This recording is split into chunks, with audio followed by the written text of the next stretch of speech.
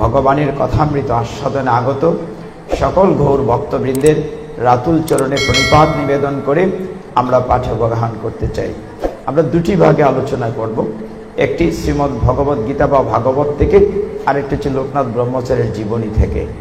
লোকনাথ ব্রহ্মচারীর পুরা জীবনী আপনারা সকলেই জানেন, 160 বৎসরের কাহিনী। এটা আধা ঘন্টা 1 ঘন্টা বলার বিষয় না, তারপর আমরা একটু একটু জায়গা আলোচনা করব। আপনারা দেখছেন জয় গীতা চ্যানেল। শলাকয়া চক্ষুরুন্মীলিতং येन তস্मै শ্রী গুরুবে নমঃ। হে কৃষ্ণা করুণা সিন্ধু দীনবন্ধো জগৎপতে গোপেশ গোপিকা কান্ত রাধাকান্ত নমস্তুতে। তপ্ত কাঞ্চন গৌরাঙ্গী রাধে বৃন্দাবনেশ্বরী বৃষভানুসুতে দেবী প্রণমামি হরিপ্রিয়ে। নম মহাবদন্নায় কৃষ্ণ প্রেম প্রদায়তে কৃষ্ণায় কৃষ্ণ চৈতন্য নাম্নে গৌরতীশে নম। নারায়ণাং নমস্কৃত্য নরং চৈব নরোত্তমং দেবীং সরস্বতীং ব্যাসং ততো জয় মুদিরয়েৎ। নমঃ বিষ্ণুপাদায় কৃষ্ণ প্রেষ্ঠায় ভূতলে শ্রীমতে ভক্তি বেদান্ত স্বামিনীতি নামিনে। নমস্তে সরস্বতী দেবী গৌরবাণী প্রচারিণে নির্বিশেষ শূন্যবাদী পাশ্চাত্য দেশ তারিণে।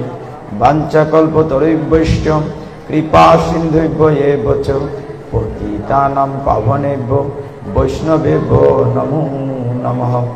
জয় শ্রী কৃষ্ণ চৈতন্য প্রভু নিত্যানন্দ শ্রী অদ্বৈত গদাধর শ্রীবাসাদি গৌর ভক্ত বৃন্দ।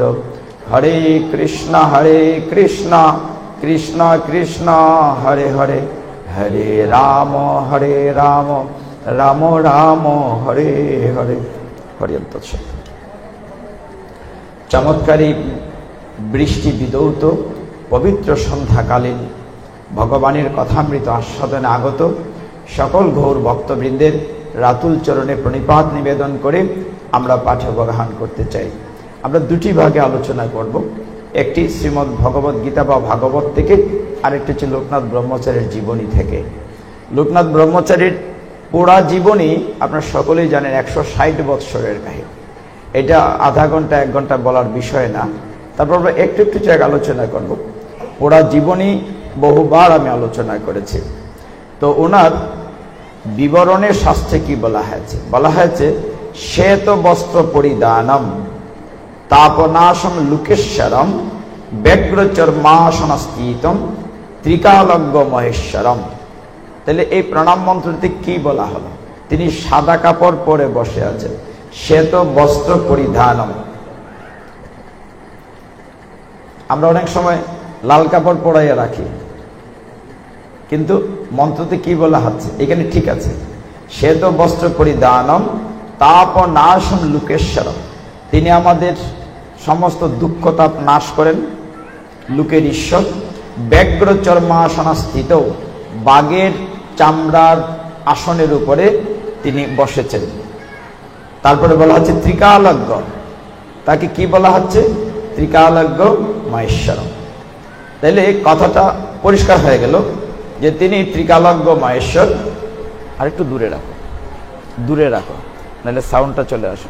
হরে কৃষ্ণ। ঠিক আছে, ধন্যবাদ। তো ত্রিকালজ্ঞ মহেশ্বরম বলা হচ্ছে শ্রী শ্রী লোকনাথ ব্রহ্মচারী। আমরা অনেকেই ওনার বিভিন্ন বাণী নিয়ে চর্চা করে থাকি। আমার সবচেয়ে যে বাণীটা খুব ভালো লাগে, তিনি বলেছেন যে তোমরা গীতা পড়ো না, গীতা হও। মহাত্মা গান্ধী ওই কথাটি সাপোর্ট করেন। আরেকটি বাণীতে বলেছেন তোরা আমার চরণ ধরিস না, তোরা আমার আচরণ ধর। আচরণ মানে কি? তিনি কিভাবে সাধন ভজন করে পরম ব্রহ্মকে জানতে পেরেছেন।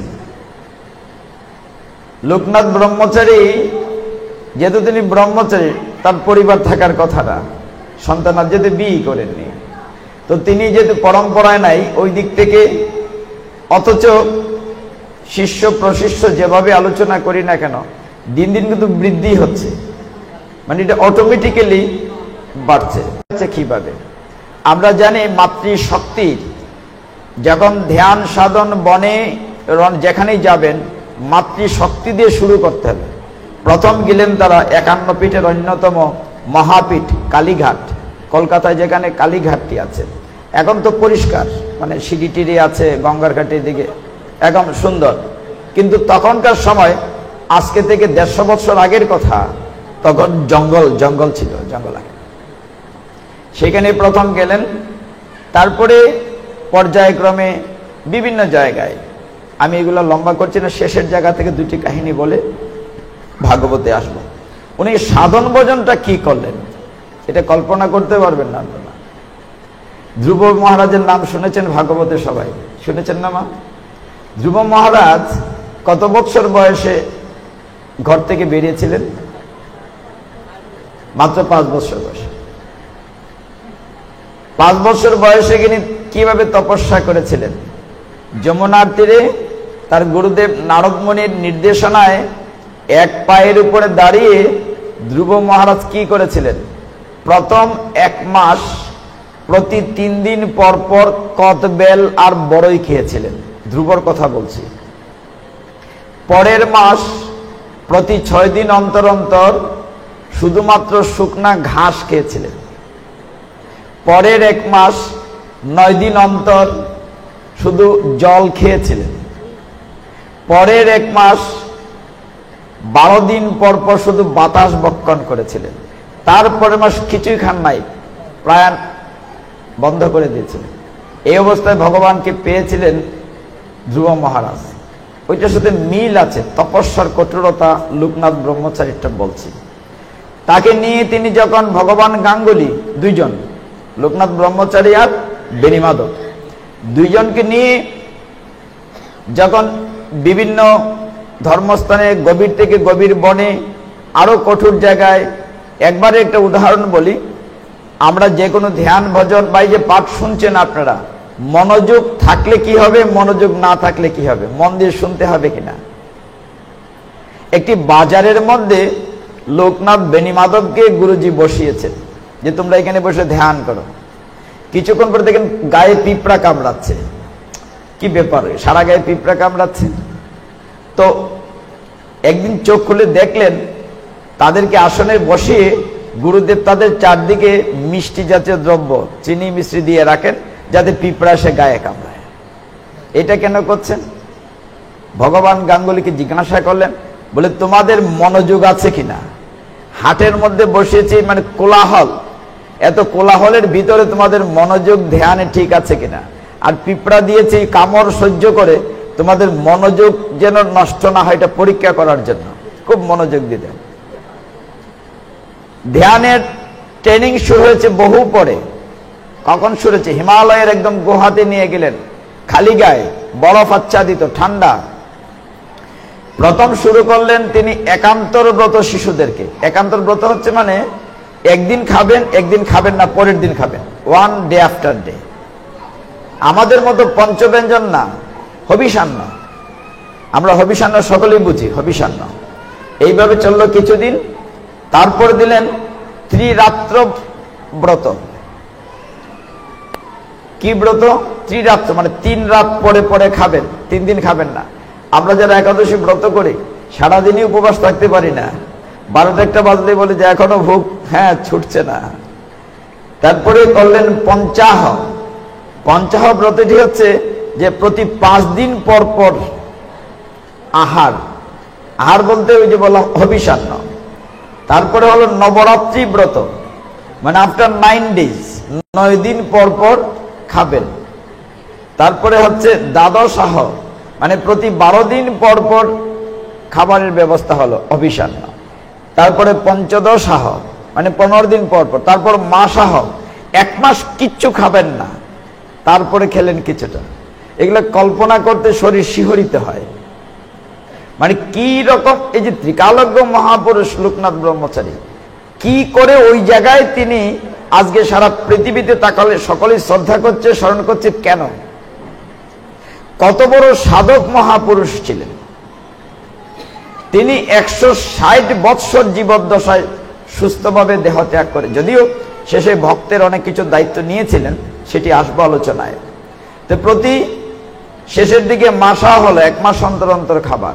আপনার নিজের উপর নিয়ে কল্পনা করেন, আমরা কি 1 সপ্তাহ না খেয়ে বাঁচব কিনা, হাপিত্তেশ করি একাদশী ব্রত পালন করলে। আর যদি যেদিন পাণ্ডবা নির্জলা, সামনেরটা বোধহয় পাণ্ডবা নির্জলা একাদশী, পাণ্ডবা নির্জলা একাদশী তো মাথা নষ্ট, যে নির্জলা একাদশী কেমনে করবে। তো তিনি যখন সাধনায় সিদ্ধি লাভ করলেন, সারা পৃথিবী ভ্রমণ করেছেন গুরুদেবের সাথে। এই কাহিনী অনেক লম্বা, বলতে চাই না। কাবুল, মদিনা, তারপরে কাশিদাম, তারপরে চীন, বিভিন্ন তিব্বত, সারা পৃথিবী ঘুরেছেন পায়ে হেঁটে, গাড়ি ঘোড়া না। শেষের দিকটা শুধু একটু আলোচনা করব, যেহেতু তিরুদান দিবস, মানে বাংলায় যদি বলি মৃত্যু দিবস, বুঝার সুবিধার জন্য। আবির্ভাব তিরুদান, জন্ম মৃত্যু। কবে জন্মেছিলেন আমরা বলেছি, মনে আছে? জন্মাষ্টমীর দিন। তো যখন একদম শেষের দিকে তিনি এবং বেনি মাধব সারা দুনিয়া ঘুরতে ঘুরতে, লোকনাথ ব্রহ্মচারী আমাদের সীতাকুণ্ড চন্দ্রনাথের মন্দিরে আসলেন। এখানে আসার পর আমরা যে এখানে যাই, এটা এরকম তো গাড়ি ঘোড়া আছে, তখন এরকম ছিল না, জঙ্গল, পায়ে হেঁটে এগুলো পার হতো। তো সেই সময় লোকনাথ ব্রহ্মচারী বেনি মাধবকে নিয়ে ওইখানে আসার পরে তিনি চাইলেন ত্রিপুরা, ভারত বা ত্রিপুরা আমাদের কুমিল্লা দাউদকান্দি যদি ধরি, একই কথা, পাহাড় থেকে নিচের দিকে নামবেন। তখন বেনি মাধব বলল, আমি তোমার সাথে আর যাব না। যাবে না কেন? যে আমি কামাখ্যাতে যাব অন্য কিছু শিকার জন্য। তারপরে তিনি একা হয়ে গেলেন। তার ভিতরে পাহাড়ে বহু অলৌকিক ঘটনা আছে। একবার বাঘের কাহিনী আছে, আরেকবার যখন গুরুদেব পরিবর্তন হয়, এই জায়গাটা একটু শোনেন। তার গুরুদেব কি নাম বলেছি মনে আছে? ভগবান গাঙ্গুলি। আমি কেন জিজ্ঞাসা করছি? আপনার সজাগ থাকার জন্য, আমার সাথে যদি ইন্টারপ্রিটেশন হয়। ভগবান গাঙ্গুলি 150 বছর পরে দেহ রেখেছিলেন। ভগবান গাঙ্গুলিও তিনি 2 শিষ্যকে নিয়ে যখন গঙ্গা তীরে এসেছিলেন, বলছিলেন আমি চলে যাব। উনিও খুব জ্ঞানী। তিনি কি করেছিলেন? বলছিলেন যে গঙ্গার তীরে স্নানে যাব। ঘাটটা এখনো আছে, ঘাটের নাম হচ্ছে মণিকর্ণিকার ঘাট। ওই ঘাটে ভগবান গাঙ্গুলি একদিন স্নান করতে গেলেন, আর আসছেন না। তো শিষ্য 2জন গিয়ে দেখে তিনি ধ্যান করে বসে আছেন। গায়ে ধরলেন, পড়ে গেলেন। 150 বৎসর বয়সে ভগবান গাঙ্গুলি দেহ রাখলেন। তো তার সমস্ত কাজ করলেন 2টি ছেলে। তার পূর্বে তিনি দায়িত্ব সমঝিয়ে দিয়েছিলেন ত্রৈলিঙ্গ স্বামীর কাছে। ত্রৈলিঙ্গ স্বামীকে বলা হয় চলন্ত শিব। ত্রৈলিঙ্গ স্বামীর হাতে দায়িত্ব দেওয়া। ত্রৈলিঙ্গ স্বামী সহ তারা পরবর্তী ভ্রমণ গোড়া করেছিলেন। চন্দ্রনাথে এসে যখন বেনি মাধব আলাদা হয়ে যায়, তখন লোকনাথ ব্রহ্মচারী একা ঘুরতে ঘুরতে সীতাকুণ্ড পাহাড় এক জায়গায় আসেন। হঠাৎ দেখেন সারা পাহাড়ে আগুন লেগে গেছে, মানে পাহাড়ের আগুন, ভয়ঙ্কর আগুন। ওই আগুনের ভিতরে একজন তপস্বী বসে একটা গাছের নিচে তপস্যা করছিলেন। ওনার নাম হচ্ছে বিজয় কৃষ্ণ গোস্বামী। তপস্যা করছিলেন। ওনার যখন জ্ঞান ফিরল, দেখলেন চারদিকে ভয়ঙ্কর আগুন, বেরোনোর কোনো উপায় নাই। বিজয় কৃষ্ণ গোস্বামী অজ্ঞান হয়ে গেলেন। শুধু এইটুকু মনে আছে, জটা ঝুটো দাড়ি একজন সন্ন্যাসী তাকে কুলে নিচ্ছে। তারপরে যখন জ্ঞান ফিরল, তিনি দেখলেন আগুন থেকে বাইরে এসে একটি নিরাপদ স্থানে বসে আছেন। কে তাকে কুলে করে আগুন থেকে নিয়ে আসলো? তিনি হচ্ছেন লোকনাথ ব্রহ্মচারী। তার আগুনের ভিতর থেকে বের করে নিয়ে আসলো। পরে তার সাথে দেখা করেছিলেন বারদী আশ্রমে বিজয় কৃষ্ণ গোস্বামী। তো লোকনাথ ব্রহ্মচারী শেষের জায়গাটা শুধু বলি, তিনি একদম শেষ বয়সের দিকে, যখন 100-125 প্রায় বয়স, তিনি ঘুরতে ঘুরতে চন্দ্রনাথের পাহাড় থেকে আরো নিচে নামলেন। আস্তে আস্তে দাউদকান্দি ওইখানে আসলেন। আসার পরে জটা জুটোদারি, কপিন হাতে পড়া, হাতে চিমটা একটা আছে। তিনি একদিন একটা গাছের নিচে বসে চোখ মুজে সাধন করছেন। এমন সময় ঢেঙ্গু কর্মকার নামে একজন লোক, তার বিরুদ্ধে একটি ফৌজদারি মামলা ছিল। মামলাটি ভয়ঙ্কর ছিল, তো রায় হলে তার ফাঁসি হতে পারে। সে পাগলের মতো পায়চারি করছিল। কি নাম বলেছি? ডেঙ্গু কর্মকার। পায়চারি করছে। হঠাৎ দেখে একজন সাধু পুরুষ গাছতলায় বসে ধ্যানমগ্ন। তো তার পায়ে পড়ে, বাবা আমাকে রক্ষা করুন, আমার আগামীকাল মামলার রায় হবে, হয়তো আমার ফাঁসিও হতে পারে। কতটাই কৃপালু লোকনাথ ব্রহ্মচারী, ত্রিকালজ্ঞ মহাপুরুষ। তিনি বললেন, যা, তোর কিচ্ছু হবে না। পরের দিন যথারীতি মামলা কোর্টে উঠল এবং দেখা গেল যেখানে ফাঁসি হওয়ার কথা সেখানে বেকসুর খালাস হয়ে গেল লোকনাথ বাবার কৃপায়। তো ডেঙ্গু কর্মকার লোকনাথ ব্রহ্মচারীকে তার গৃহে নিয়ে আসলো, কিন্তু তার গৃহের লোক লোকনাথ ব্রহ্মচারীকে পছন্দ করলো না। কেন করলো না? কারণ তার পোশাক আশাক তো কাপড় আছে কি নাই, এরকম একটা সন্ন্যাসী ঘরে থাকবে। যা হোক, তবুও কিছুদিন গেল। শেষে ডেঙ্গু কর্মকার মারা গেল সময় ওই এলাকার পরিবার তারা মনে করলো যে ওই সন্ন্যাসীর কারণেই বোধহয় আমাদের পরিবারের এই দুর্ঘটনা ঘটছে। যখন ডেঙ্গু কর্মকারের বাড়ি থেকে বিতাড়িত না চলে আসবেন ধরেন, তখন সেখানে কার কাছে যাবেন? লোকনাথ ব্রহ্মচারী। তখন তিনি ওই এলাকার বারোদিতে, ওই এলাকাতে বিখ্যাত জমিদার ছিল নাগ পরিবার। নাগ পরিবার অনেক বড় জমিদার ছিলেন। তো নাগ পরিবারের জমিদার কিভাবে মুগ্ধ হয়েছিলেন, কারণটা হলো ডেঙ্গু কর্মকারের কাহিনীটি শুনেছেন। এছাড়া একদিন লোকনাথ ব্রহ্মচারী রাস্তার পার দিয়ে হাসছিলেন, অনেকটা পাগলের মতো। ছেলেরা, বাচ্চারা তাকে ঢিল দিত, পাগল মনে করে। কিন্তু এতটাই তিনি সাধন ভজন করে এই কে কি বলল, কে ঢিল দিল, মন্দ বলের গায়ে মাখতেন না। আমরা কিন্তু এই জায়গাটাতে পৌঁছতে পারবো না। কেউ একটু মন্দ কথা বললে আমরা চট করে রাগে উঠি, হ্যাঁ বেটা তুই এটা কইতে পারস না আমারে। কিন্তু তাকে ঢিল ছুটছে, কিন্তু কতটা পর্যায়ে তিনি আছেন। তো যেতে যেতে রাস্তায় দেখলেন কিছু ব্রাহ্মণ লোক চিৎকার করছে, ঝগড়া করছে যে কি হয়েছে, যে আমাদের উপবিত মানে পৈতার মধ্যে গিট্ট লেগে গেছে, জট লেগে গেছে, খুলতে পারছি না। তো ডেঙ্গু পরের ঘটনা এটি। যখন যাচ্ছিলেন তখন ব্রাহ্মণরা এরকম চিৎকার করছে, তখন লোকনাথ ব্রহ্মচারী বললেন, তোমরা খুলতে পারছো না, দড়ির গিরো মানে পৈতাগুলোর গিরো লেগেছে, গিট খুলতে পারছো, তোমরা গায়ত্রী মন্ত্র বলো তাহলে খুলে যাবে।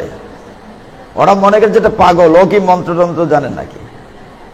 বলে গায়ত্রী মন্ত্র বলেছি কিন্তু গিট খুলছে না। ও তোমরা বলেছো গিট খুলছে না, তাহলে আমি বলি। লোকনাথ তো নিজে বলেছিলেন এত সুন্দর ভাবে, ওম ভূর্ভুবস্সুঃ তৎসবিতুর্ বরেণ্যং ভর্গো দেবস্য ধীমহি ধিয়ো ইয়ো ন প্রচোদয়াৎ। ওম ভূর্ভুবস্সুঃ মানে গায়ত্রী মন্ত্র উচ্চারণ করেছেন লোকনাথ ব্রহ্মচারী। যেই লোকনাথ উচ্চারণ করেছেন আপনা আপনি গিট খুলে গেছে। এটা দেখে তো অবাক হয়ে গেছেন। তখন তারা ভেবেছেন নিশ্চয়ই সাধারণ লোক না। হ্যাঁ, তো দেখতে তো একেবারে সাধারণ পাগলের মতো। জমিদার, নাগ পরিবারের জমিদার বারোদিতে, তারা তখন তার বাড়িতে নিয়ে গেলেন। জমিদার বাড়িতে চলে গেলেন লোকনাথ ব্রহ্মচারী, আলাদা সাধন ভজন করে দেয়া হলো। এক সময় জমিদার বললেন, বাবা আপনার জন্য একটা আশ্রম করে দিতে চাই, এখন যেখানটিতে আপনারা যান সেখানকার কাহিনীটা দেখেন কিরকম। বলেন যে আমরা জায়গা করে আশ্রম দিতে যাই। বাবা চলেন, আপনাকে আমরা পছন্দ করি, কোন জায়গাটা আপনার পছন্দ সেইখানে আপনার আশ্রম করে দেব। এখানে একটা নদী ছিল, নদীর নাম ছিল ছাওয়াল বাগিনী। এই নদীর তীরে গিয়ে যে জায়গাটিতে আশ্রম আছে এখানে ছিল শ্মশান, পুরাটাই শ্মশান। ওইখানে গিয়ে লোকনাথ ব্রহ্মচারী বললেন জমিদারকে যে আমার এইখানে আশ্রম করে দাও। তো পরিবারের সকলেই বলছেন, বাবা এই জায়গাটা তো ভালো না, এখানে তো শ্মশান। বলে এই জায়গাটাই সবচেয়ে পবিত্র জায়গা, সবচেয়ে পবিত্র জায়গা, এইখানে তুমি আমার আশ্রমের ব্যবস্থা করো। তো নাগ পরিবার জমিদার তারা যেখানে কোনটি এখানে বাবার আশ্রমের ব্যবস্থা করে দিলেন। তো লোকনাথ ব্রহ্মচারী তার সাধন কুটির একটি পিঠে হেলান দেওয়ার একটা কাঠ আছে, আপনারা দেখেছেন, এখনো আছে। তারপরে চিমটাটা আছে এখনো। তো সাধন ভজন করেন আর ধ্যানস্থ। অনেকক্ষণ দেখা যায় যে তাকিয়েছেন এরকম মনে হচ্ছে, কিন্তু আসলে ওই দেহের ভিতরে উনি নাই, উনি হয়তো অন্য জায়গায় বিচরণ করছেন। এরকম দীর্ঘ সাধন ভোজন চলছে। বারোদিতে তিনি ছিলেন 26 বছর, 26 ইয়ার্স। শেষের দিকে, একদম শেষের কথাটা বলে শেষ করি। অনেক অনেক কাহিনী আছে, ছোট ছোট অলৌকিক অনেক কাহিনী আছে। ওই যে এক ভদ্রলোক একবার নিমন্ত্রণ করেছিল লোকনাথ ব্রহ্মচারীকে, যে আমাদের বাড়িতে বাবা শ্রাদ্ধের বড় অনুষ্ঠান, তুমি যাবে, তোমার জন্য খাবারের ব্যবস্থা আছে। তো তিনি গিয়েছিলেন একটা কুকুরের দেহ ধারণ করে, খুব সে মারধর করে পিটিয়ে দিয়ে। তো লোকটি অপেক্ষা করেছিল, বাবা যান নাই নিমন্ত্রণ, পরের দিন এসেছিল, বাবা তুমি গেলে না? বলে আমি তো গিয়েছিলাম রে, তোরা তো আমাকে থাকতে দিলি না, ঢুকতে দিলি না। বলে কেমন করে? বলে আমি এরকম একটি দেহ ধারণ করে গিয়েছিলাম, চেয়ে দেখে আমার পিঠে কোনো দাগ আছে, লাঠিতে পিঠে। তারপর ভক্তের কি কান্না, যে বাবা আমরা চিনতে পারিনি আপনাকে। ওরকম অনেক অনেক অলৌকিক কাহিনী আছে। তো শেষের দিকে কি দাঁড়ালো, তিনি যখন জমিদারের পরে এখন আশ্রমে আছেন, আমরা ওই জায়গাটিতে আছি, বারোদি আশ্রমে তপস্যা করেন। একদিন এক ভদ্রলোক বাবার কাছে গেল, গিয়ে বলল যে বাবা খুব কান্নাকাটি করছে, যে আমার ছেলেটি, তার ছেলেটিকে নিয়ে গেল, যে আমার ছেলেটির একেবারে মরণ বেদি হয়েছে, যক্কা রোগ হয়েছে। আমরা তখন শুনতাম কি, যার হয়েছে যক্কা তার নাই রক্ষা, এরকম শুনতাম না দাদা, মানে ওইটা হইলে আর বাঁচবে না। তো ছেলেটির অবস্থা খুব খারাপ, বাবার চরণে ধরে বলছে বাবা আমার ছেলেটিকে বাঁচাও। তো লোকনাথ বাবা বলে যে ওর তো সময় হয়ে গেছে চলে যাওয়ার। সময় হলে কি হবে, ওকে বাঁচাও। ঠিক আছে, কি আর করা। এখানে রামকৃষ্ণ পরমহংসদের জীবনের সাথে মিল আছে। তিনি ওই ছেলেটির যক্কা রোগ নিজের কণ্ঠে ধারণ করেছিলেন। লোকনাথ ব্রহ্মচারী সারা জীবন 160 বছর নিরূপ দেহ নিয়ে, শুকনা এরকম দেহ নিয়ে হিমালয়ের গুহায় তপস্যা করেছেন, বছরের পর বছর, খালি গায়ে, কোনো অসুখ বিসুখ নাই। সেই লোকনাথ ব্রহ্মচারী শেষে ওই ছেলেটার বা ওই রূপটা নিজের দেহ ধারণ করে অসুস্থ হয়ে গিয়েছিলেন। যেমন রামকৃষ্ণ পরমহংসদেব অনেকের দুঃখ কষ্ট নিজের দেহে গ্রহণ করেছিলেন। লোকনাথ ব্রহ্মচারীর অসুস্থতা দেখে অনেক ভক্ত মনে কষ্ট পেয়েছিল। ছেলেটি ভালো হয়েছিল, কিছুদিন পরে অসুস্থ দেহ রেখেছে, সময় যখন হয়ে গিয়েছে। এইরকম জ্যৈষ্ঠ মাস আসবে, 26 বৎসর ছিলেন বারোদিতে। ভক্ত চারদিকে সুনাম হয়েছে, প্রতিদিন ভক্তরা আসে, বাবার সামনে বসে বাবা ধ্যানস্থ থাকেন, আবার ধ্যান ভাঙেন, এইভাবে চলছিল। একদিন তিনি বললেন, হে ভক্তগণ, আমি তো আর থাকবো না, আমি দেহটি ছেড়ে চলে যাব। যেহেতু তিরোধান দিবস, তিরোধানের অংশটা শুধু বলছি, আমি চলে যাব। আপনাদের মতো যারা ভক্ত তারা খুব কান্নাকাটি, বাবা চলে যাবেন, আর কিছুদিন থাকলে হয় না? বলে আমি তো এখনই বোনাস আছি, আমি তো বহু আগে চলে গিয়েছি। এটা তো একটা খাঁচা, খাঁচা, পাখি কবে চলে গিয়েছে, এই দেহটি একটি খাঁচা। তো তিনি ধ্যান করেন, বলেন দেখো আমি এই জ্যৈষ্ঠ মাসের বলছেন 19 তারিখ, 19 তারিখ চলে যাব। একবার ডেট ফিক্সড করে বলছেন। ভক্তরা বলছেন আর কিছুদিন থাকলে হয় না? বলে থাকতে পারি, দেখা যাক যদি আমি উত্তরায়ণে, তখনকার সময়ের কথা বলছেন, যখন আমি যাব তখন যদি সূর্য থাকে, বৃষ্টি থাকলে আমি যাব না।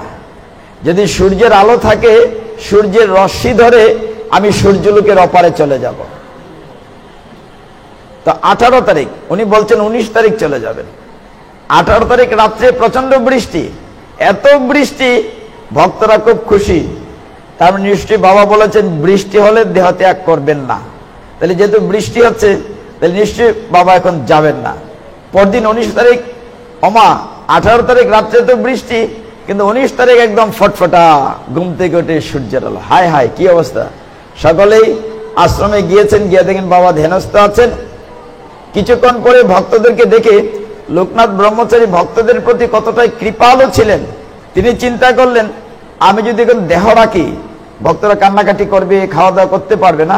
তিনি তার ভজন কুটির থেকে বাইরে আসলেন, বারান্দায় এসে বসাও, তোমরা এসছো ভালোই হয়েছে, দেখো কি চমৎকার দিন, আমি চলে যাব। আচ্ছা ঠিক আছে, তার আগে তোমরা খাওয়া দাওয়া করো আগে।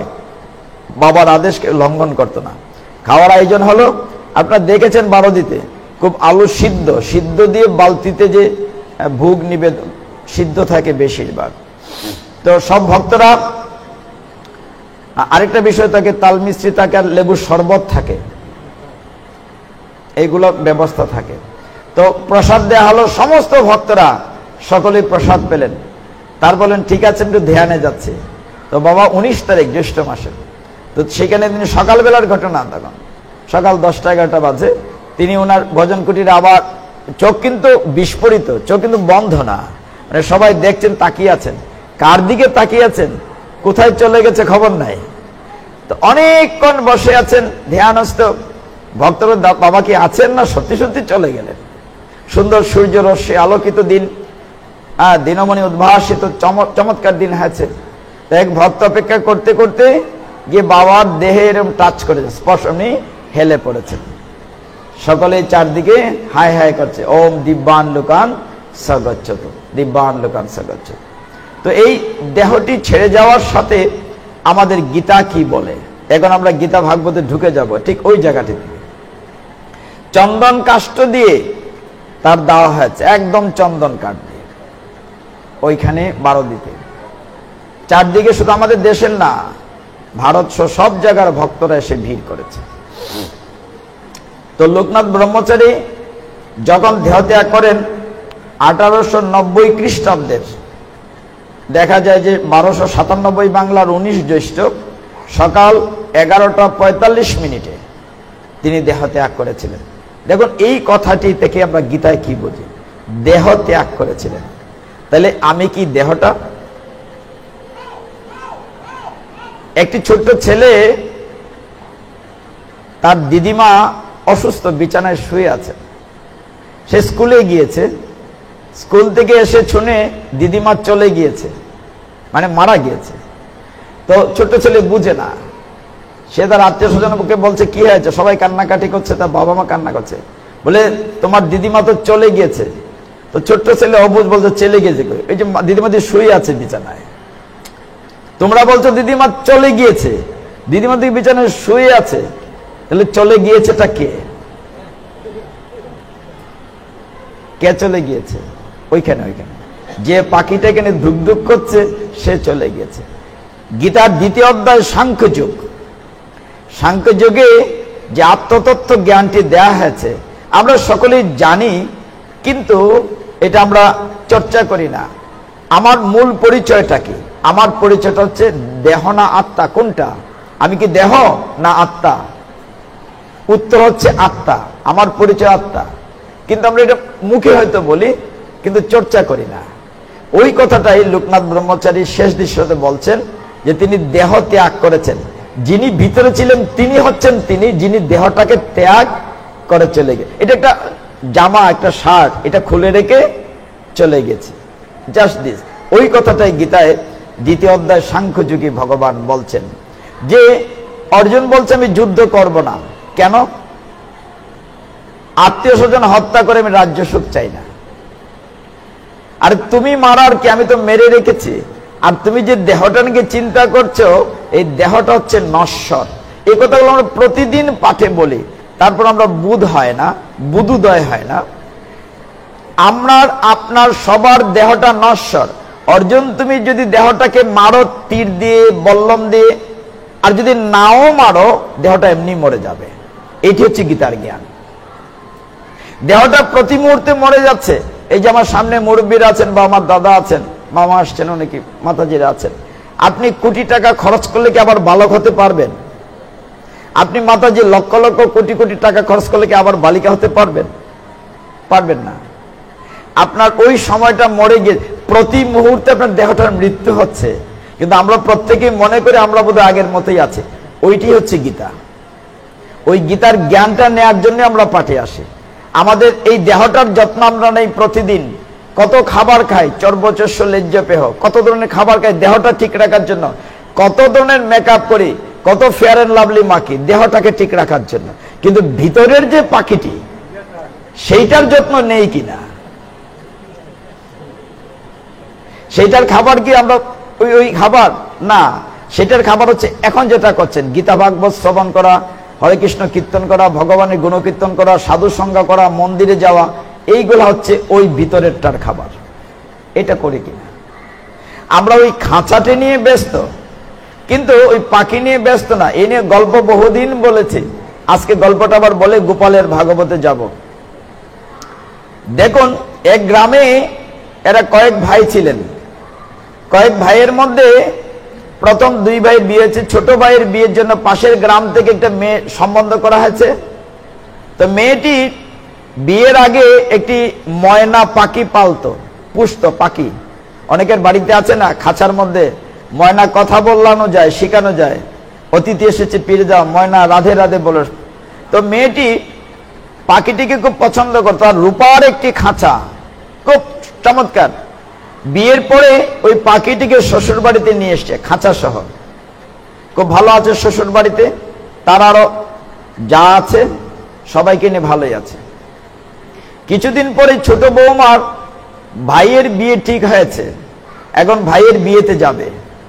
কি বলে এটা, নাইয়র বলে না মা? নাইয়র যাবে। তো নাইয়র যাবে, যাওয়ার আগে তার বড় জাল দিদিকে বলছে, দিদি আমি যে যাব ভাইয়ের বিয়েতে, নাইয়র যাব, তুমি আমার খাঁচাটি দেখবে তো? বলে, তুই কোনো চিন্তা করিস না, আমি তোর খাঁচার খেয়াল রাখবো। তার একবার বলছে, ও দিদি, বড় বৌমারা একটু সহজ সরলে হয় সাধারণত, বলছে, বদ্দি তুমি আমার খাঁচাটি দেখবে তো? বলে, আমি দেখবো, তুই কোনো চিন্তা করিস না। তো ব্যাগটা গুছিয়ে ছোট বৌমা বাবার বাড়িতে যাচ্ছেন, আবার দৌড়িয়ে উঠান থেকে এসে, ও দিদি তুমি আমার খাঁচাটি দেখবে তো? বলে, তুই কোনো চিন্তা করিস না, আমি তোর খাঁচা দেখবো। তো ছোট বৌমা চলে গেছে বাবার বাড়িতে। ভাইয়ের বিয়ে হয়েছে, অনেক আনন্দ হয়েছে, বউ ভাত হয়েছে, ফিরা যাত্রা অনেকদিন পরে এসছেন। ওইদিকে বড় বৌমা কি শুনেছে, তুই আমার খাঁচাটি দেখবি তো? তুমি আমার খাঁচাটি, সে প্রতিদিন কি করে খাঁচাটি ভালো করে ঘষে, একদম স্প্রে করে চকচক করছে। ভিতরে কি আছে সেটা ব্যাপার না, সে কি শুনেছে যে দিদি তুমি আমার খাঁচাটি দেখবে তো, খাঁচার যত্ন করবে। ইয়েস। তো ওইদিকে কি হলো, ছোট বৌমা ফিরে এসে চিন্তা করলো যে আমার খাঁচাটি, বাড়িতে ঢুকেই তাকাচ্ছে, রোদের আলো পড়ে রূপার খাঁচাটি চকচক করছে। দৌড়ে গিয়েছে খাঁচার কাছে, গিয়ে দেখে খাঁচা ঠিকই আছে, কিন্তু ভিতরের পাখিটা নেই। দিদিকে জিজ্ঞাসা করছে, ও দিদি আমার খাঁচার পাখির কি হলো? বলে, খাঁচার পাখি মানে? তুই তো পাখির কথা বলিস নি আমাকে, আমাকে বলেছিস দিদি আমার খাঁচাটির খেয়াল রেখো। আর ভিতরে যেন কি ছিল, মরেছে, ফেলে দিয়েছে। তার মানে কি আমরা প্রতিদিনই খাঁচাটিরই খেয়াল রাখি, কিন্তু ভিতরে যে পাখিটি আছে তার দিকে খেয়াল রাখি না। ঠিক ওই জায়গাটিতে দ্বিতীয় অধ্যায় গীতায় ভগবান বলছেন, ন এনম চিন্দন্তি শস্ত্রাণি ন এনম দহতি পাবকহ ন চয়নম ক্লেদয়ন তপ ন সুশৈতি মারত। মানে আত্মাকে অস্ত্র দিয়ে কাটা যায় না, আগুনে পোড়ানো যায় না, জলে ভেজানো যায় না, বাতাসে উড়ানো যায় না। আত্মাটি অবিনশ্বর, দেহটি নশ্বর। লোকনাথ ব্রহ্মচারী যখন দেহ ত্যাগ করলেন, তার দেহটি কি করা হয়েছে? শ্মশানে পুড়ে ফেলা হয়েছে, মানে পঞ্চভূতে বিলীন হয়েছে। আমাদের দেহটি দুইটা অংশে ভাগ করেন, একটি স্থূল দেহ যা পঞ্চভূতে তৈরি, ক্ষিতি অপ তেজ মরুদ্ভূম, মানে মাটি, জল, বাতাস, আগুন, ওই এই পাঁচটি জিনিস দিয়ে তৈরি। আমরা বলি না দেহটা সালি মাটির তল করে দিল, মানে যে থেকে তৈরি ওইটা আবার মিশে গেল। কিন্তু ভিতরের যে দেহটি সূক্ষ্ম দেহ, একটা স্থূল দেহ, একটা সূক্ষ্ম দেহ। সূক্ষ্ম দেহ হচ্ছে মন, বুদ্ধি, অহংকার। ওইটা আপনার কর্ম অনুযায়ী পরবর্তী জন্মে যাবে। আমি যদি ভালো কাজ করি ঊর্ধ্বমুখী, খারাপ কাজ করলে নিম্নমুখী হবে, আর কিছু না। ভেরি সিম্পল সনাতন শাস্ত্র। সনাতন শাস্ত্রে বলা হয়েছে আপনি যা করবেন তার ফল আপনাকে ভোগ করতেই হবে। শাস্ত্র বলেছে কর্মে আপনার অধিকার আছে, ফলে আপনার অধিকার নাই। কর্ম নিয়ে বলা হচ্ছে, কিন্তু মা ফলেষু কদাচিৎ, ফলে অধিকার নাই। এইভাবে আমরা গীতাটাকে নিজের করে নেব। বলেছেন এই প্রোগ্রামে লেখা ভাগবত, একটু ভাগবত থেকে আস্বাদন করি। সবার কি ঘুম আসছে? তাহলে সবাই একটু বলি জোরে, হরি বল, জোরে হরি বল, হরি বল, হরি বল। একটু নড়াচড়া না থাকলে তো হয় না। একটা চ্যাপ্টার আমরা শেষ করলাম। লোকনাথ বাবাকে এখানে বিশ্রাম দেয়।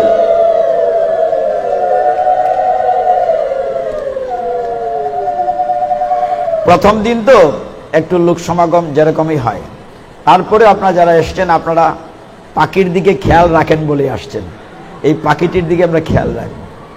দেখুন আমাদের এই জায়গাটিতে একটা সিঙ্গেল চেয়ার আছে, দুইজন বসাতে পারবেন না। হয় ভগবানকে বসাবেন আর নয় অহংকারকে বসাবেন। অহংকারকে বসালে ভগবানের জায়গা নাই, ভগবান অহংকারীকে পছন্দ করেন না। তবে ভগবানকে যদি যা দেবেন ভগবান তার 1000 গুণ ফিরিয়ে দেবেন। যেমন এই যে গোপালের মন্দিরে, গোপালের ছোটবেলার একটা কাহিনী বলি, তারপর আমরা শেষের দিকে যাব।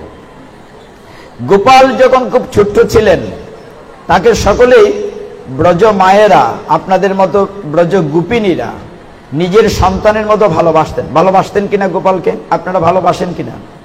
বলে গোপালের না ভালোবাসলে কি এখানে আসছে? নিশ্চয়ই গোপালকে ভালোবাসে। গোপাল আপনার কুলে উঠে যাবে, জীবিত গোপাল, যদি 3টা কাজ একসাথে করতে পারেন। বলে এটা খুব সহজ কথা, কেন করা যাবে না? কিন্তু আসলে অত সহজ না। 3টি কাজ হচ্ছে কায় মন বাক্য, 3টা এক করতে যদি পারেন। নন্দ মহারানী ছোটবেলা যখন সমস্ত দাস দাসীকে ছুটি দিয়ে তিনি দধিমন্থন করছিলেন, আপনারা দেখেছেন লীলাটি, তখন তিনি কায় মানে দেহ, দেহ দিয়ে ভগবানের কাজ করা। আপনারা চন্দন বাটেন, নৃত্য করেন, কীর্তন করেন, আন্নি করে, এগুলো হচ্ছে দৈহিক কাজ, সেটা করছিলেন তিনি, দধিমন্থন করছিলেন। কায় মন, মনে মনে তিনি কৃষ্ণের কথা চিন্তা করছিলেন, অনেক লীলা ছোটবেলার কৃষ্ণের চিন্তা করছিলেন, পুতনাবধ, অকাসুর বকাসুরীগুলো। আর মুখে কায় মন বাক্য, মুখে গোপালের কৃষ্ণের অনেক প্রার্থনা করছিলেন। 3টা যদি এক করতে পারেন, তারপরে কি হয়েছিল? গোপাল বিছানা ছেড়ে উঠে বলছিল মা দুধ দাও, মায়ের কোলে উঠেছিল। এখন আপনি যদি 3টা কাজ এক করতে পারেন, কিন্তু বলাটা যত সহজ, করাটা তো সহজ না। আপনারা অনেকেই ঠাকুর করে সেবা পূজা করেন, চন্দন বাটলেন, পুষ্প তুলসী নিলেন, গোবিন্দের চরণে দিতে গিয়েছেন, হয়তো সেখানে কায় এবং বাক্য, ঘন্টা বাজাচ্ছেন, মুখে হরে কৃষ্ণ কীর্তন করছেন, 2টা ঠিক আছে, কিন্তু মনটা কোথায়? খেয়াল করছেন ঘড়ির অফিসের টাইম হয়ে গেছে, আর আমার ছেলেটা স্কুলে গেল কিনা, এদিকে তুলসী দিচ্ছেন, আরে ওনার তো প্যাকেটটা রেডি হলো না করছেন, আবার চিন্তা করছেন আরে আমার তো স্কুলে ডিউটি বাকি রয়েছে। তার মানে মনটা কিন্তু এখানে নাই। মানে 3টা এক করা এত সোজা না। কায় মন বাক্য 3টা এক করতে পারলে গোপাল আসবে। তো সেই গোপাল যখন খুব ছোট্টটি ছিলেন, দেখেন কেমন দয়ালু, ভগবান দিলে যে 1000 গুণ ফিরিয়ে দেন। একদিন আপনারা দেখেছেন একজন চণ্ডালিনী, ফলওয়ালি, নাম শুনেছেন আপনারা, শুনেছেন ছোট্টবেলার কাহিনীটি। একদিন গোপালকে দুষ্টুমি করেন বলে ঘরের ভিতর আটকে রেখেছেন, দরজার মধ্যে মধুমঙ্গল বসা, দরজাটার এই পর্যন্ত খোলা জানালা, বাইরে পাহারাদার, বন্ধুকে বসিয়ে রাখা আছে। একজন ফলওয়ালি মাথায় ফল নিয়ে আসছে, ফল নেবে গো, ফল, চিৎকার করে ফল লাগে, ফল যেতে যেতে সারাদিন বিক্রি হয়নি। ফলওয়ালি কোথায় গিয়েছে? নন্দ মহারাজার বাড়িতে। যদি রাজার বাড়িতে গেলে কিছু বিক্রি হয় তো সারাদিন ইনকাম হয়ে যাবে।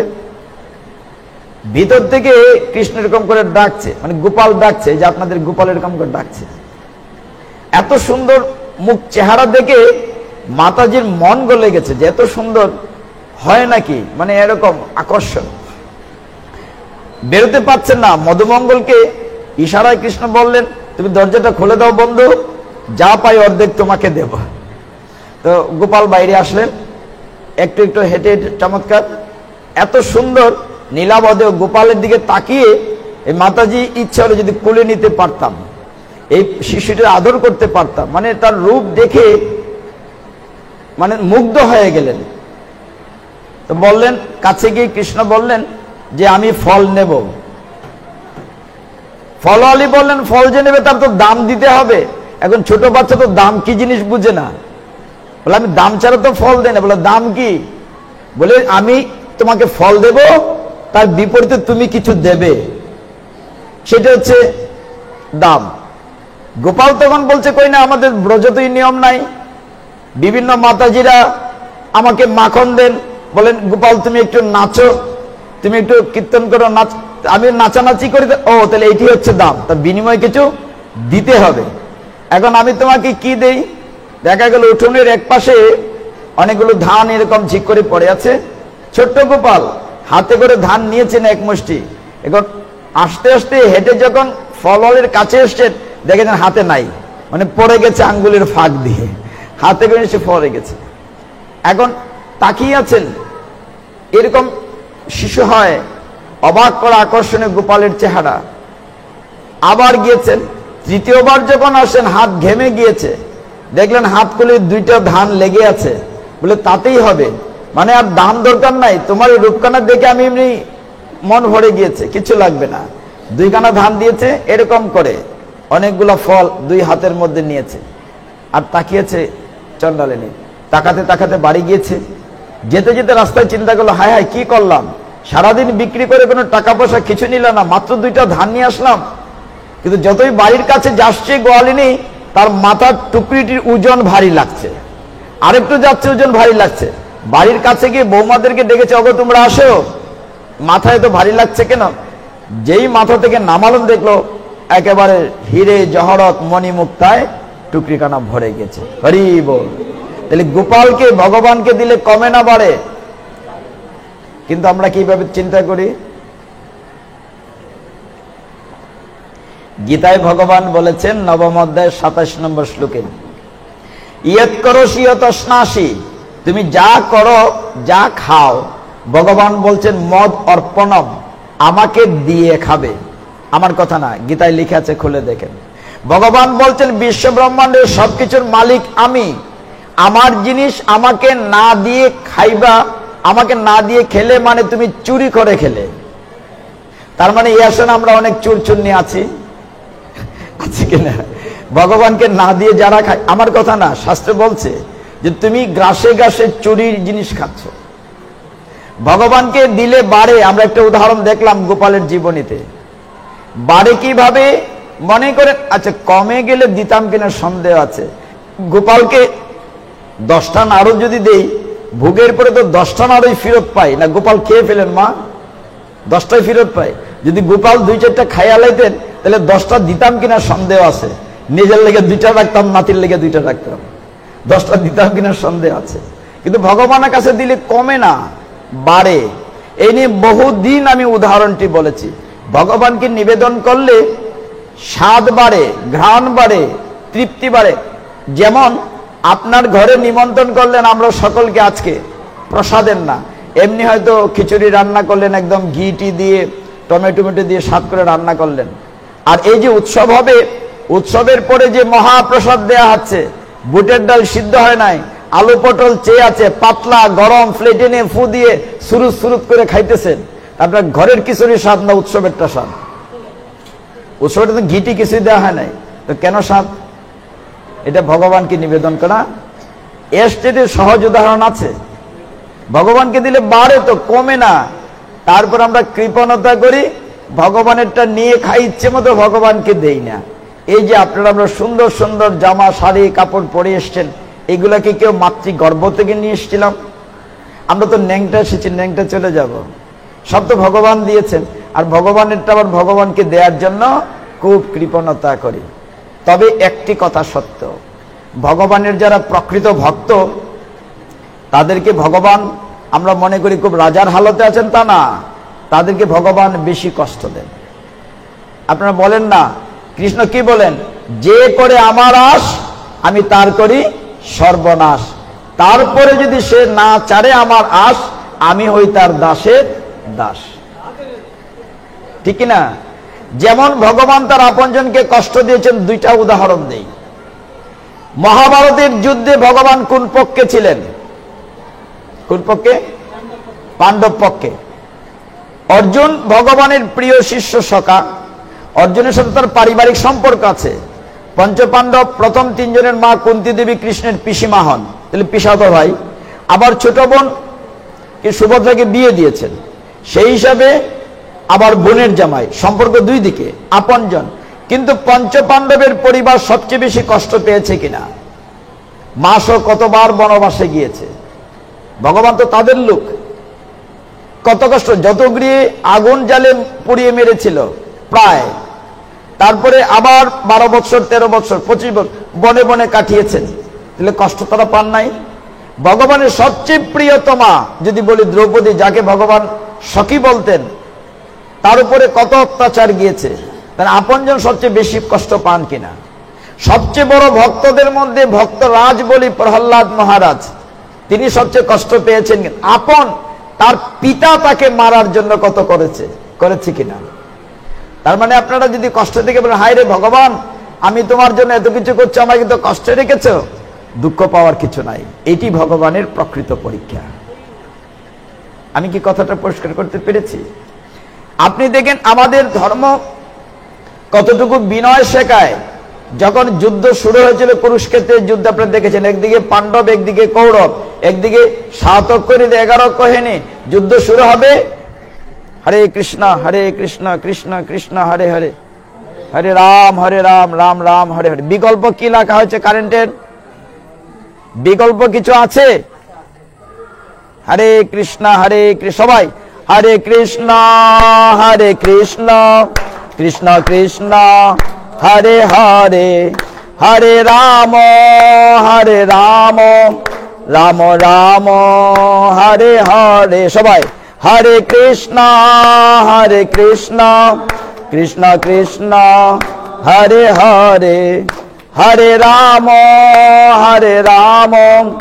রাম রাম হরে হরে, হরে কৃষ্ণ কৃষ্ণ কৃষ্ণ হরে হরে, হরে রাম রাম রাম হরে হরে, হরে কৃষ্ণ কৃষ্ণ কৃষ্ণ হরে হরে, হরে রাম রাম রাম হরে হরে, হরে কৃষ্ণ কৃষ্ণ কৃষ্ণ হরে হরে, হরে রাম রাম রাম হরে হরে, হরে কৃষ্ণ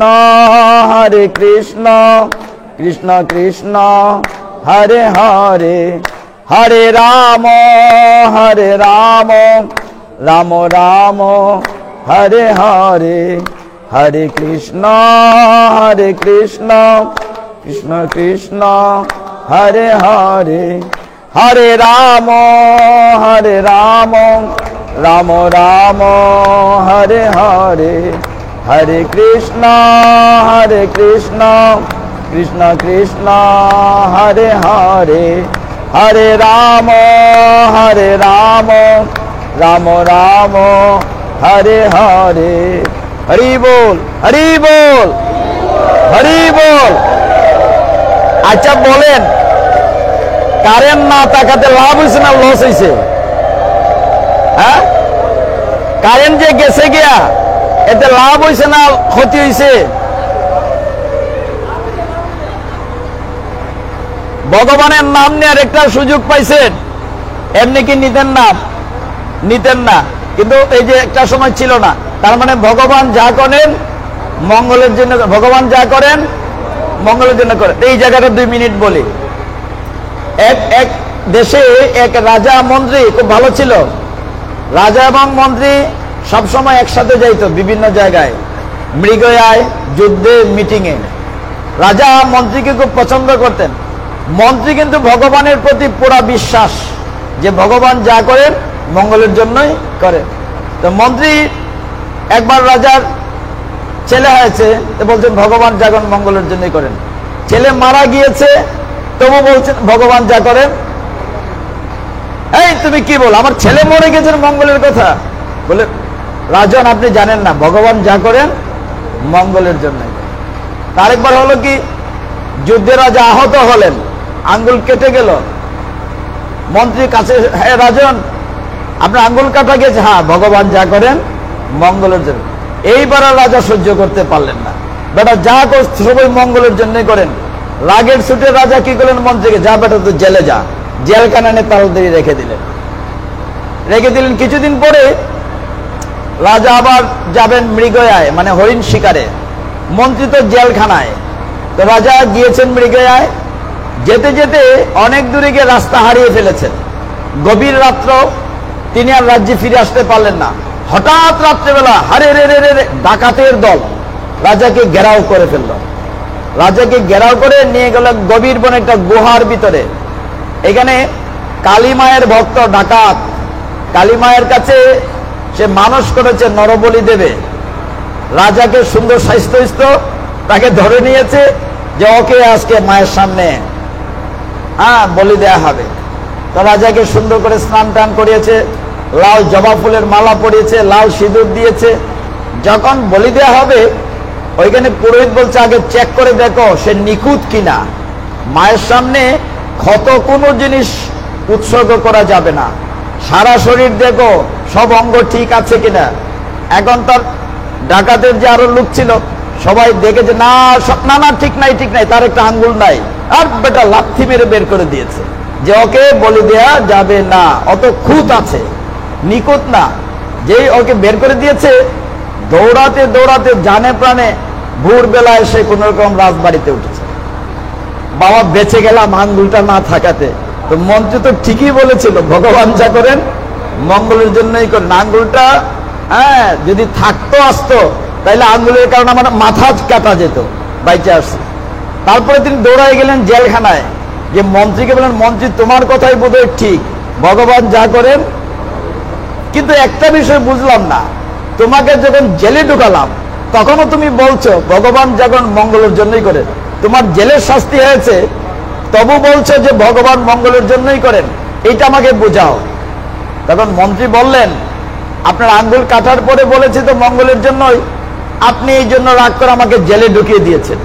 সবসময় আমরা দুইজন যাই একসাথে, যদি মৃগ যায় আপনি আমি দুইজনে যাইতাম, আপনার আঙ্গুল কাটা আপনাকে ছেড়ে দিয়েছে, আমার তো কিছু কাটা নাই, তাহলে আমাকে সেখানে বলি দেওয়া হইতো।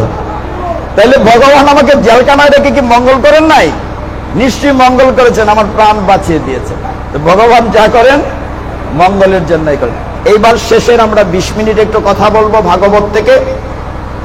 গোপালের ছোটবেলার কথা বলেছি, 15-20 মিনিট, বেশি সময় নেব না। তো ভগবান ছোটবেলায় যে লীলাগুলো করেছেন বেশি দিন না, ব্রজে বৃন্দাবনে আর মথুরায় মিলে দুই জায়গায় মিলে 25 বৎসর। তারপরে তিনি ছিলেন দ্বারকার রাজা, দ্বারকায় ছিলেন 100 বৎসর, এবং সেখানে থাকা অবস্থায় তিনি কুরুক্ষেত্রের যুদ্ধে পাণ্ডবদের সহযোগিতা করেছেন। ভগবানের ভক্তরা যে বেশি কষ্ট পায় তার অন্যতম উদাহরণ হচ্ছে প্রহ্লাদ মহারাজ বা পঞ্চপাণ্ডব। আরেকজন অন্যতম উদাহরণ হচ্ছে সুদামা বিপ্র, নাম শুনেছেন সবাই। ভগবান কৃষ্ণের ক্লাসমেট, একসাথে পড়াশোনা করতেন। আমরা এই জায়গাটাতে আলোচনা করব 15-20 মিনিট, তারপরে ভাগবতকে রেখে দেব। লোকনাথ ব্রহ্মচারীর 135তম তিরোধান দিবসে এই যে চমৎকার আয়োজনটা করেছেন, এখান থেকে আমরা কি শিখলাম? একটা বিষয়, যে আমার পরিচয়টা হচ্ছে দেহ না, আত্মা। আমরা বলি দেহ ত্যাগ করছেন, মানে দেহটাকে ত্যাগ করে চলে গিয়েছে ওই ভিতরেরটা, ওই দেহটা পড়ে আছে। এই বিষয়টা আমরা বুঝলাম আজকে। তো ভগবান কৃষ্ণ যখন শ্রী বৃন্দাবনে ছিলেন, তারপরে তাকে অক্রূরে নিয়ে যায়। অক্রূর মানে কংসের একটা লোক রথে করে নিয়ে যায় মথুরাতে। কেন নিয়ে যায়? ভগবান কৃষ্ণ এবং বলরামকে মল্লযুদ্ধ করার জন্য। আর উদ্দেশ্য হলো কৃষ্ণকে মেরে ফেলা, কংস নিয়ে মেরে ফেলবে। কিন্তু ভগবানকে কে মারবে? ভগবানের একদম ছোট বয়সে পুতনা বধ করেছেন 6 দিন, আর মাত্র 7 বৎসর বয়সে তিনি 7 দিন 7 রাত্র গিরি গোবর্ধন ধারণ করেছেন।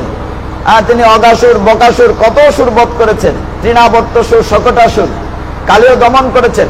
সেই কৃষ্ণ বলরামকে যখন বৃন্দাবন থেকে মথুরায় নিয়ে যাওয়া হয়, আপনাদের মতো গোপিনীরা রাস্তায় বুক পেতে দিয়েছিলেন যে আমাদের কানাইকে আমরা ছাড়বো না, নিয়ে যাবে না আমাদেরকে ছেড়ে।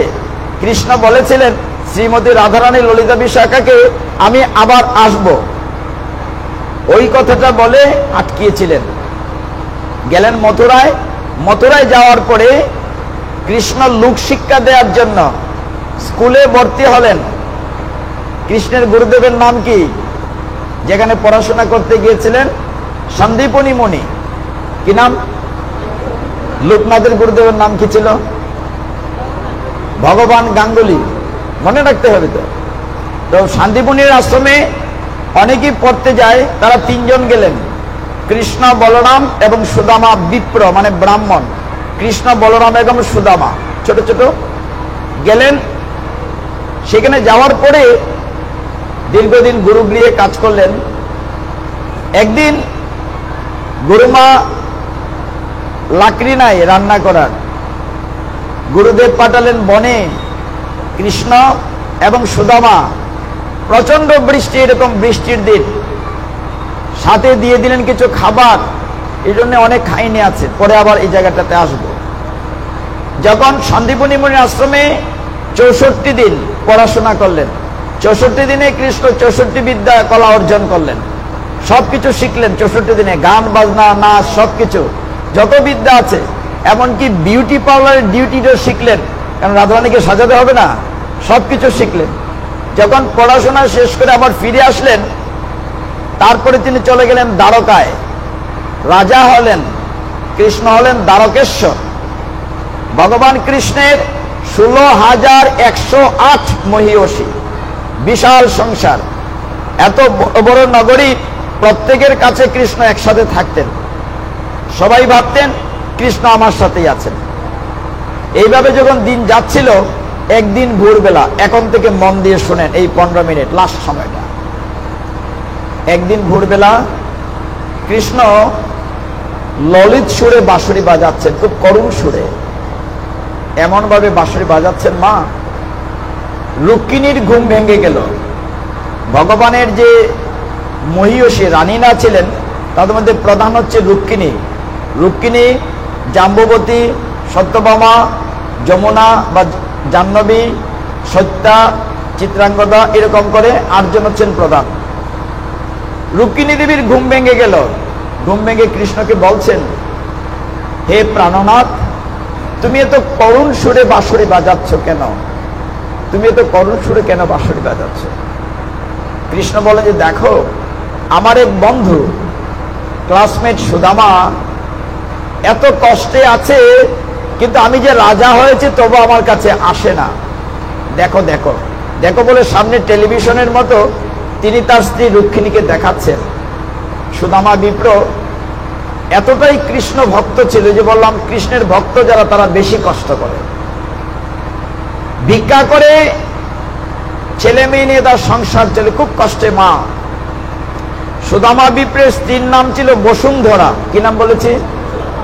বসুন্ধরা। ছিঁড়া কাপড় পরা, প্রায়শই তিনি সেলাই করে দিতেন। একদিন হলো কি, ঘরে কিচ্ছু নাই, ভিক্ষা।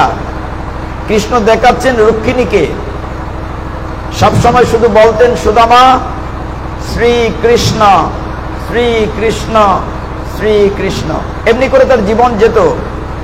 একদিন রাত্রিবেলা ঘরে কিচ্ছুটি নেই, দেখা গেল একখানা তন্ডুল, একখানা চাল, তাও তিনি অর্ধেক ভেঙে কৃষ্ণকে দিয়ে তারপর গ্রহণ করছেন।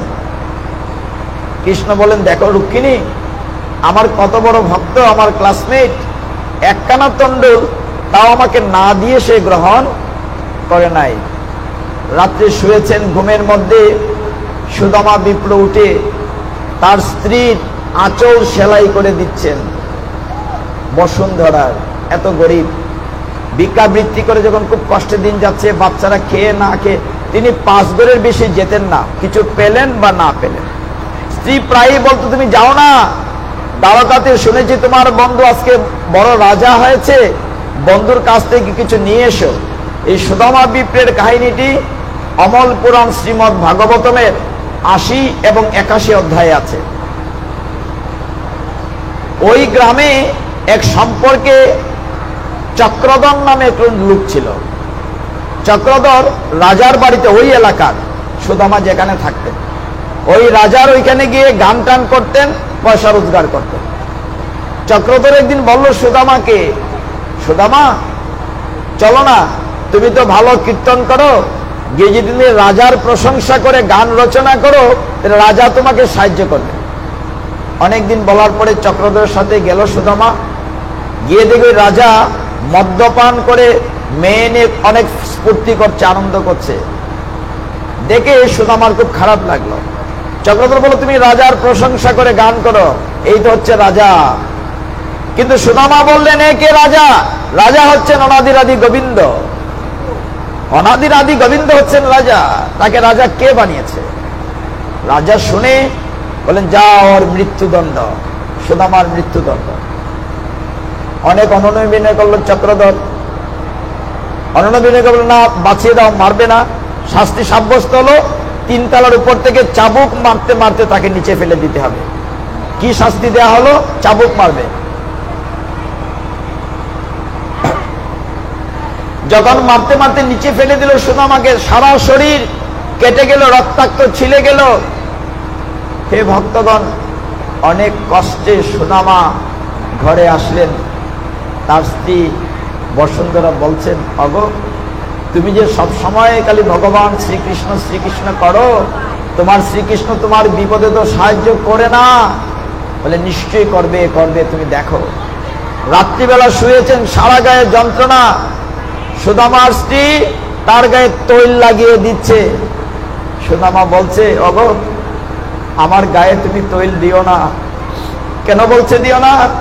গরিব তৈল যে শেষ হয়ে যাবে, প্রদীপ জ্বালাবো কি করে? বসুন্ধরা বলছেন, ওগো তোমার কৃষ্ণ কি বিপদে সাহায্য করে না? বলে নিশ্চয়ই করে। অনেক কষ্টে রাত্রে শুয়েছেন। ভগবান আর নিজেকে স্থির রাখতে পারলেন না। গোপাল তিনি যে বাটিতে ননি খেতেন, সেই ননির বাটিকালা নিয়ে তিনি কি করলেন? সুদামার ক্ষতস্থানে লাগিয়ে দিতে লাগলেন। সারা শরীরে মাখন লাগাতে লাগলেন। ভগবান নিজে ঘুমের মধ্যে সুদামা বলছে, ওগো বসুন্ধরা আমি তো নিষেধ করেছি তৈল দিও না, শেষ হয়ে যাবে। যখন এরকম বলছে, সুদামার চিৎকারে বসুন্ধরার ঘুম ভেঙে গিয়েছে। বলছে না, আমি তো তৈল দিচ্ছি না। কে তোমাকে তৈল দিচ্ছে? চেয়ে দেখেন সুদামার সারা গায়ে সাদা সাদা মাখন লেগে আছে, আর মাখনের বাটিকানা খাটের নিচে পড়ে আছে। শ্রীকৃষ্ণ শ্রীকৃষ্ণ। যখন এরকম কষ্টে দিন যাচ্ছে, তখন সুদামার স্ত্রী বলছে, ওগো আর যে পারি না, যাও না, যাও না বন্ধুর বাড়িতে কিছু চেয়ে নিয়ে এসো। ও বন্ধুর বাড়িতে যাবে, খালি হাতে যাবে কি করে? ঘরে তো কিচ্ছু নেই। সুদামার স্ত্রী 5 ঘর ভিক্ষা করে কিছু চিরা সংগ্রহ করেছে, চিপিটক। চিরাটি উত্তরীয় চিরা, উত্তরীয় প্রান্তে গিট দিয়ে রওনা হয়েছেন সুদামা বিপ্র দ্বারকার উদ্দেশ্যে। ভক্তগণ, উপরে প্রচন্ড রোদ, গরম, তপ্ত খোলা মাঠ, নিচে বালু, কঙ্কর, কাটা, পা কেটে যাচ্ছে। তপ্ত বালির উপর দিয়ে সুদামা হেঁটে হেঁটে যাচ্ছেন দ্বারকা। সুদামার পা রক্তাক্ত হচ্ছে, কিন্তু মুখ থেকে কৃষ্ণ নাম ছাড়েন নাই। বলছেন শ্রীকৃষ্ণ শ্রীকৃষ্ণ শ্রীকৃষ্ণ। হে ভক্তগণ, অনেকটা পথ যাওয়ার পরে সুদামা বিপ্র যখন ওই দ্বারকার কাছে একটি বাজারে গিয়েছেন, অনেককে বলছেন রাজবাড়িটা কোন দিকে? ওই দিকে। জানো, তোমাদের রাজা না আমার বন্ধু হয়, আমার ক্লাসমেট হয়, সহপাঠী হয়। বাজারের লোক ভাবছে হয়তো পাগল, এরকম ছিন্ন বস্ত্র, অসুস্থ দেহ, এই লোক কি করে রাজার বন্ধু হবে? সকলে মনে করেছে পাগল। যাও যাও। সুদামা হাঁটতে হাঁটতে রাজার বাড়ি এক গেটের পরে আরেক গেট। যখন একদম মূল গেটের ভিতরে যাবে, দ্বারপাল আটকে যায়। কোথায় যাচ্ছ তুমি? দ্বারপালকে সুদামা বলছে, ওগো দ্বারপাল, তোমাদের রাজা কৃষ্ণ, দ্বারকার রাজা আমার বন্ধু হয়, আমি তার কাছে যাব, আমার নাম সুদামা। ঠেরো ঠেরো, এখানে দাঁড়াও, তুমি যেতে পারবে না, আগে পারমিশন নিয়ে আসি। সুদামাকে গেটে দাঁড় করিয়ে রেখে দ্বারপাল গিয়েছে কৃষ্ণের কাছে। কৃষ্ণ ভিতরে আর রুক্মিণী, সত্যভামা এদেরকে নিয়ে তখন বসে আছেন। তারা বেজন করছিলেন। দ্বারপাল গিয়ে বলছে, মহারাজ, হে দ্বারকেশ্বর কৃষ্ণ, একটি লোক তোমার সাথে দেখা করতে চায়, ব্রাহ্মণ। কৃষ্ণ বললেন, ব্রাহ্মণ বৈষ্ণবের জন্য তোমার দরজা খোলা, আটকালে কেন? ওকে আসতে দাও। বলে, এই জন্য আটকায়নি প্রভু, একটি গরিব দরিদ্র মানুষ, সে যখন বলছে সে তোমার বন্ধু হয়, আমরা ধরে নিয়েছি সে পাগল, তাই এই জন্য আটকিয়েছে। কি নাম বলেছে? কৃষ্ণ জানতে চাইলেন কি নাম বলেছে। দ্বারপাল বলেছে সুদামা। সুদামা? এ তো আমার বন্ধু। আর ওইদিকে সুদামা গেটে দাঁড়াতে দাঁড়াতে ফিরে চলেছে। হয়তো দেখা হলো না, রাজার বাড়িতে ঢোকা কি এত সোজা? সে ফিরে যাচ্ছে একটু খুঁড়িয়ে খুঁড়িয়ে হেঁটে। কৃষ্ণ যখন জানলেন সুদামা এসে, সিংহাসন ছেড়ে কোথায় মুকুট পড়েছে, কোথায় মালা পড়েছে, কোথায় জুতা পড়েছে, ডাকতে ডাকতে তিনি বেরিয়ে গেলেন। সুদামা সুদামা বলে ডাকতে ডাকতে বেরিয়ে গেলেন। সুদামা বন্ধু, তুমি এতদিন পরে এসে আমার সাথে দেখা না করে চলে যাচ্ছ। ওইদিকে সুদামা কিন্তু ফিরে চলেছে। শ্রীকৃষ্ণ শ্রীকৃষ্ণ বলতে বলতে কৃষ্ণ দৌড়ে গেলেন এক গেটের পর আরেক গেট। গিয়ে দেখলেন বাজারের দিকে সুদামা চলে গিয়েছে। কৃষ্ণ হে ভক্তগণ, রাজাধিরাজ তিনি গিয়ে কাছে গিয়ে সুদামাকে আলিঙ্গন করলেন, জড়িয়ে ধরলেন। সুদামা সুদামা, তুমি এত দূর এসে আমার সাথে দেখা না করে তুমি চলে গেলে বন্ধু। তুমি এত দূর এসে দেখা না করে চলে গেলে। আমি তো আছি, আমি তোমার বন্ধু, তুমি কি করে চলে গেলে? দুই বন্ধুর আলিঙ্গনে অস্ত্রপাত হচ্ছে। ওঠো রথে, ওঠো, ভিতরে চলো। ভিতরে নিয়ে সুদামাকে ভক্তগণ বসালেন। ভগবান যে আসনটিতে বসেন, সবাইকে বললেন সুগন্ধি গরম জল নিয়ে এসো, বেজন করে আমার বন্ধু এতটা পথ ক্লান্তিতে এসেছে। ভক্তগণ, ভগবান আমাদের জন্য কি শিক্ষা দিলেন? ভগবান বলেন আমি তার চরণ কানা ধুইয়ে দেব। ভগবান বলেন আমি তার চরণ কানা ধুইয়ে দেব। চরণ ধুইতে গেলেন ভক্তগণ। চরণ যখন ধুইতে গেলেন, দেখলেন সুদামার পা থেকে রক্ত পড়ছে। ভগবান সুদামার পা থেকে কাঁটা গলছেন, একটি দুটি করে, একটি দুটি করে কাঁটা গলছেন, রক্ত পড়ছে টপ টপ করে। কৃষ্ণ সহ্য করতে পারলেন না। তার নয়ন বাড়ি, ভগবান কৃষ্ণের নয়ন বাড়ি সুদামার চরণ ধুইয়ে দিচ্ছে। ভগবান দেখলেন বন্ধু, তুমি এতটা কণ্টকাকীর্ণ পথ কষ্ট করে এসেছ।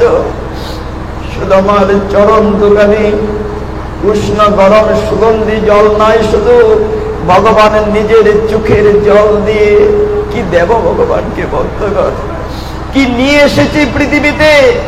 আপনি আমি শুধু হাতে, খালি হাতে পৃথিবীতে এসেছি। কি দিয়ে পুজিব তোমায় ভগবান? মন্দিরে তুমি, মূর্তিতে তুমি, স্তবগীতে তুমি, ভগবান কি দিয়ে পুজিব?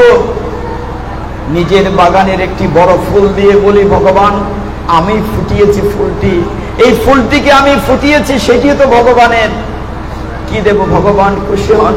যদি দিতে হয় ভগবানকে দুটি ফোঁটা অশ্রু জল যদি দেই, তবেই না আমার গোপাল ভগবান খুশি হন। কি দেব ভক্তগণ? কি নিয়ে এসেছিলাম পৃথিবীতে? যা পেয়েছি সব তো এখানে পেয়েছি। ভগবান আমাকে দিয়েছেন, আপনাকে দিয়েছেন।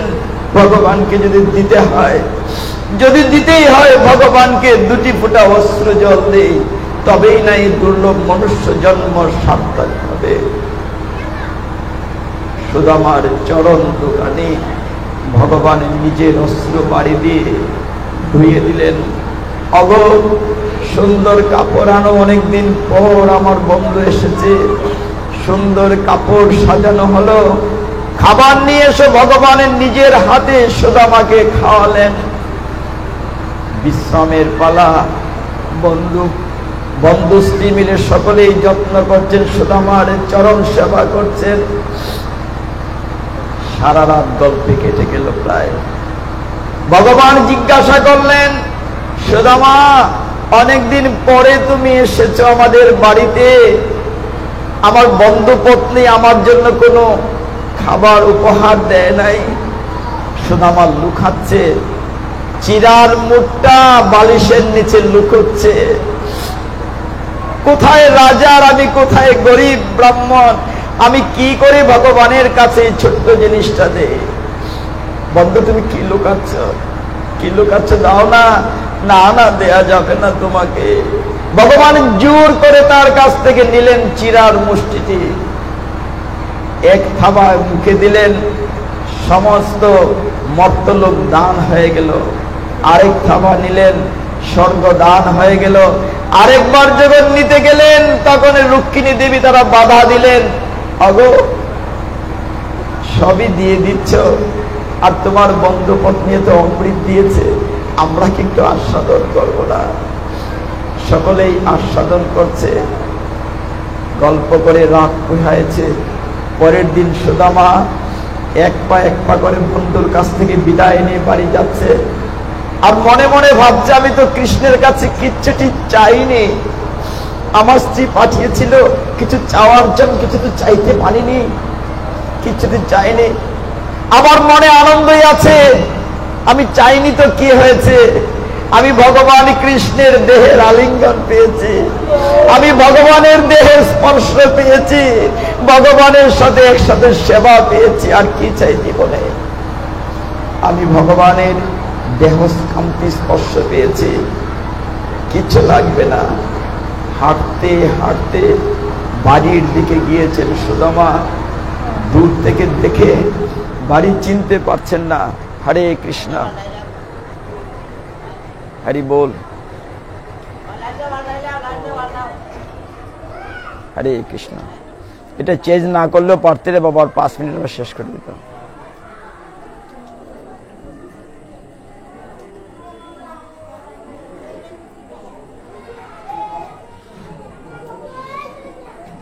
হরে কৃষ্ণ, হরে কৃষ্ণ, হরি বল, হরি বল, হরে কৃষ্ণ। শেষের দিকে সে লাইনটা চেঞ্জ না করলে চলতো কয়েক মিনিটের জন্য। ব্যাপারটা হচ্ছে, যখন ভক্ত শ্রোতা সহ আমরা একটা ভাবের ভিতরে থাকি, তখন একটা ছেদ ঘটে, এটা বুঝতে পারবে না তোমরা যারা ওই দিক থেকে অপারেট করো। সুদামা হেঁটে হেঁটে যা, ছবিটা চোখের সামনে ভাসে। বাড়ির কাছে গিয়ে বাড়ি চিনতে পারেন নাই। ওইদিকে কি হয়েছে জানেন? যখন সুদামা দ্বারকায় ছিলেন, ভগবান বিশ্বকর্মাকে পাঠিয়ে দিয়েছেন, যাও সুদামার বাড়িঘর রাজপ্রাসাদ করে দাও। গিয়েছেন, বিশ্বকর্মা রাজপ্রাসাদ করে দিয়েছে। বসুন্ধরা সুদামার স্ত্রী, অগো তোমাদের বাড়িটি রাজপ্রাসাদ করে দেব। বসুন্ধরা বলেছেন, না, আমারটা দিলে হবে না, আমি তো মা, আমার এই গ্রামে যারা আছে সকলের বাড়িঘর তুমি রাজপ্রাসাদ করে দাও। লক্ষ্মী দেবীকে পাঠিয়েছেন, যাও ওদের ঘরে হিরে জড়াত মণি মুক্তা দিয়ে আসো। লক্ষ্মী দেবী গিয়েছেন, বসুন্ধরা বলেছেন, আমাকে দিলে হবে না, সবাইকে দাও।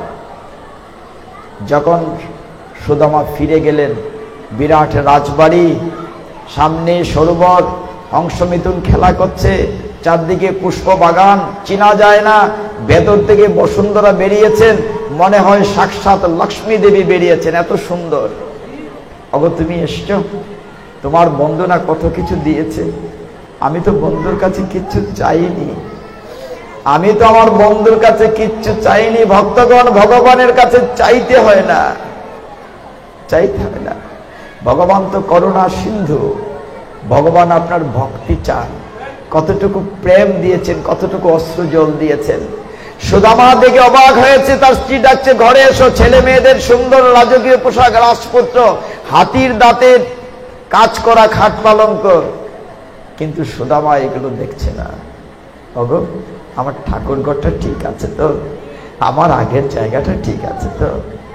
যেতে যেতে গিয়ে দেখে যে জায়গাটিতে সে প্রতিদিন পূজা অর্চনা করত, ওই জায়গাটা আগের মতোই আছে। শ্রীকৃষ্ণ, শ্রীকৃষ্ণ, শ্রীকৃষ্ণ। এইভাবে ভগবানকে যদি আপনি সামান্য দেন, ভালোবেসে, ভগবান তার 1000 গুণ ফিরিয়ে দেন। এইটুকু শুধু মনে রাখি। আজকে লোকনাথ ব্রহ্মচারীর 135তম তিরোধান দিবসে গোপালজিউর মন্দিরে আয়োজন যারা করেছেন, সকলকে আবারও প্রণতি নিবেদন করে আমরা এখানে শেষ করব।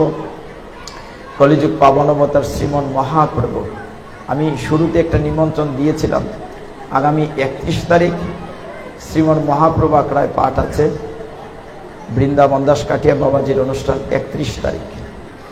তো আপনারা পারলে যাবেন মহাপ্রভুর আখড়ায়। আমার জন্য কৃপা করেন। শ্রীমন মহাপ্রভু কলিযুগ পাবন অবতার যে নাম দিয়েছেন, সে নাম উচ্চারণ করে আমরা শেষ করব সবাই মিলে। হরে কৃষ্ণ, কৃষ্ণ কৃষ্ণ হরে হরে, হরে রাম রাম রাম হরে হরে, হরে কৃষ্ণ কৃষ্ণ কৃষ্ণ হরে হরে, হরে রাম রাম রাম হরে হরে, হরে কৃষ্ণ কৃষ্ণ কৃষ্ণ হরে হরে, হরে রাম রাম হরে হরে। হরি ওম তৎসৎ। আমার ভুল ত্রুটি ক্ষমা করবেন। ওম যদস্কর পরিভ্রষ্ট মাত্রাহীনঞ্চ যদ্ভবেৎ পূর্ণং ভবতু তৎসর্বং তৎপ্রসাদাৎ জনার্দনং। উলুধ্বনি করেন।